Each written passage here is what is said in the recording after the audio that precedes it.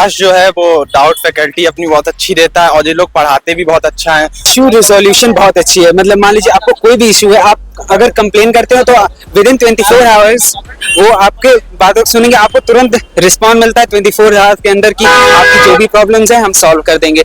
इसमें वो रहता है, तो फिर इसमें कोई नहीं है कि फीस आपका ज्यादा हाई है, आपका परफॉर्मेंस जितना अच्छा रहेगा उतना फीस कम होता है। और अगर हमें कोई पर्सनली कोई डाउट आता है तो हम लोग इनसे पूछ सकते हैं। और हाँ जी, स्कॉलरशिप मिलती है टेस्ट के साथ। हाँ, टेस्ट के साथ आपको मिलती है, स्कॉलरशिप भी मिलती फैसिलिटी बहुत है, तो इसीलिए आकाश को मैंने प्रेफर करा बाकी कोचिंग से। आपने क्यों? आकाश सब बेस्ट है, पर भले ही तुम 3 लेवल्स में कराओ, लेकिन जैसे अगर 3 लेवल में पेपर होगा, जैसे कि यूपीएससी का पेपर होता है वो 3 लेवल पे होता है, तो जैसे जो चीटर्स होंगे वो प्री में ही निकल जाएंगे बाहर, तो वो सेपरेशन हो जाएगा। जैसे जेई का पेपर होता है, तो जैसे जेई मेंस में अगर किसी ने चीटिंग भी कर ली तो जेई मेंस में सेपरेट हो गया। जेई नाम बताइए अपना भाई। अनमोल रस्तोगी। अनमोल रस्तोगी। अनमोल रस्तोगी, आप कहाँ से? मैं शाहजहांपुर से। शाहजहांपुर से। आप कहाँ से भाई? मैं गोरखपुर से हूँ। गोरखपुर से। नाम बताइए अपना। शशांक जायसवाल। शशांक। आप लोग तो आकाश में हैं। इस साल क्या चेंजेस हैं आकाश में और क्यों आप लोगों ने एडमिशन लिया? आकाश जो है वो डाउट फैकल्टी अपनी बहुत अच्छी देता है और ये लोग पढ़ाते भी बहुत अच्छा है। जो इनके फैकल्टीज होते हैं बहुत अच्छा पढ़ाते हैं, और अगर हमें कोई पर्सनली कोई डाउट आता है तो हम लोग इनसे पूछ सकते हैं, और वो अलग से डाउट सेशन कराते हैं। आज जैसे हमारा केमिस्ट्री में हम लोग को डाउट था तो अलग से केमिस्ट्री में डाउट सेशन कराया, और फिजिक्स में भी डाउट सेशन कराया। और बाकी आकाश में आई ट्यूटर लाइब्रेरी भी मिलती है, तो मतलब फैसिलिटी बहुत है, तो इसीलिए आकाश को मैंने प्रेफर करा बाकी कोचिंग से। आपने क्यों प्रेफर किया? यहाँ के इशू रिजोल्यूशन बहुत अच्छी है। मतलब मान लीजिए आपको कोई भी इशू है, आप अगर कंप्लेन करते हो तो विद इन 24 आवर्स वो आपके बातों को सुनेंगे, आपको तुरंत रिस्पॉन्ड मिलता है 24 आवर्स के अंदर कि आपकी जो भी प्रॉब्लम्स है हम सॉल्व कर देंगे। इनका ये जो इशू रिजोल्यूशन है बहुत बढ़िया है, इसीलिए मेरा रिजॉल्व अच्छा कर देते हैं। जैसे कुछ फैसिलिटीज के बारे में डालिए, ई सब्जेक्ट्स के लिए कैसे टीचर्स हैं यहाँ पे, और फीस स्ट्रक्चर के बारे में बता दीजिए। फीस स्ट्रक्चर, जैसे फीस तो सब जगह अच्छा ही खासा रहता है, लेकिन यहाँ पे ये है कि आपके परफॉर्मेंस के बेस पे फीस वो रहता है, तो फिर इसमें कोई नहीं है कि फीस आपका ज्यादा हाई है, आपका परफॉर्मेंस जितना अच्छा रहेगा उतना फीस कम होता है।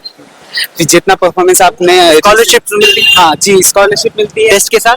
हाँ, टेस्ट के साथ आपको मिलती है, स्कॉलरशिप भी मिलती है। फिर आपका जो रीसेंट परफॉर्मेंस है, जितना भी पेपर हो गया, रीसेंट परफॉर्मेंस है आपका, नीट ने आपने दिया, तो उस बेसिस पे आपको वो मिलते जाता है स्कॉलरशिप। मान लीजिए आपका 600 आप जस्ट मार्क्स से कट ऑफ से चूक गए, तो फिर ये लोग फ्री में भी आपके क्लासेस करा देते हैं। जैसे जैसे आपके मार्क्स अच्छे हो जाते हैं वो लोग अपना अपना वो कर्म करते जाते हैं। आपका क्या रिव्यू? नाम बताइए भाई। जी अभिषेक कुमार। अभिषेक कुमार। अभिषेक कुमार, आप कहाँ से? जी मैं फतेहपुर डिस्ट्रिक्ट से हूँ। फतेहपुर से। आप तो वेस्ट से हैं, बताइए लखनऊ कैसा लग रहा है? लखनऊ बहुत अच्छा शहर है। लखनऊ बहुत अच्छा शहर, क्योंकि यहाँ पे लोग अच्छे प्यार से बोलते हैं, रिस्पेक्टफुल लोग हैं। हाँ, वहाँ पे नहीं? थोड़ा जी फतेहपुर में नहीं? नहीं, रिसेंटली तो देखिए हर जगह। अच्छा, लेकिन प्यार से बोलने का सबसे अच्छा तरीका है लखनऊ है। आपका कौन सा अटेम्प्ट है? क्या प्रिपरेशन कर रहे हैं? जी नीट की कर रहे हैं। नीट की कर रहे हैं। कौन सा अटेम्प्ट है आप? जी मेरा है पहला अटेम्प्ट। पहला अटेम्प्ट है जी। आपने आकाश को क्यों चुना? बाकी मेरे लिए आकाश सब बेस्ट है जी। थोड़ा ब्रीफ करेंगे क्यों बेस्ट है? आपने जब हम कोई भी कोचिंग चूज करते हैं मेरे भैया एक सजेशन दिए थे, जो ऑलरेडी एमबीबीएस डॉक्टर हैं जी, सफाई से उन्होंने पढ़ाई करके पीजी की तैयारी कर रहे हैं, तो भैया मेरे सजेशन दिए कि मतलब आकाश ज्वाइन कर लीजिए, तो मैंने ज्वाइन कर लिया जी। आप लोग देखिए, नीट का एग्जाम हुआ और पेपर भी लीक हो गया। कुछ पता चल रहा था कि नहीं होगा, 1563 बच्चे देना था उनको एग्जाम, उनमें से 700 कुछ बच्चे दिए, ग्रेस मार्क्स का ये सब चल रहा था। उसमें आधे बच्चे ने दिया था, सिर्फ 1563 बच्चे। हाँ, उनमें से 700 कुछ ने दिया था। वो ये रहा था कि ये ग्रेस मार्क्स से इन लोग का फिर से एग्जाम हो जाएगा। फिर धीरे धीरे जैसे प्रोबिंग चलती रही, जांच होती रही, फिर पता चल रहा है कि यहाँ कथाकथित जगह से यहाँ से लीक हुआ, और 1-2 लोग गिरफ्तार भी हो चुके हैं झारखंड से, बेल्ट से। क्या कहोगे आप लोग एनटीए को और गवर्नमेंट को, क्या सजेशन दोगे कि ऐसी चीजें क्यों हो रही हैं? बस मैं एनटीए के लिए यही कहना चाहूंगा, पेपर भले ही तुम 3 लेवल्स में कराओ, लेकिन जैसे अगर 3 लेवल में पेपर होगा, जैसे कि यूपीएससी का पेपर होता है वो 3 लेवल पे होता है, तो जैसे जो चीटर्स होंगे वो प्री में ही निकल जाएंगे बाहर, तो वो सेपरेशन हो जाएगा। जैसे जेई का पेपर होता है, तो जैसे जेई मेंस में अगर किसी ने चीटिंग भी कर ली तो जेई मेंस में सेपरेट हो गया, जेई एडवांस होता है आईआईटी के लिए। वैसे ही नीट का पेपर भी मतलब 2 लेवल में बनाना चाहिए।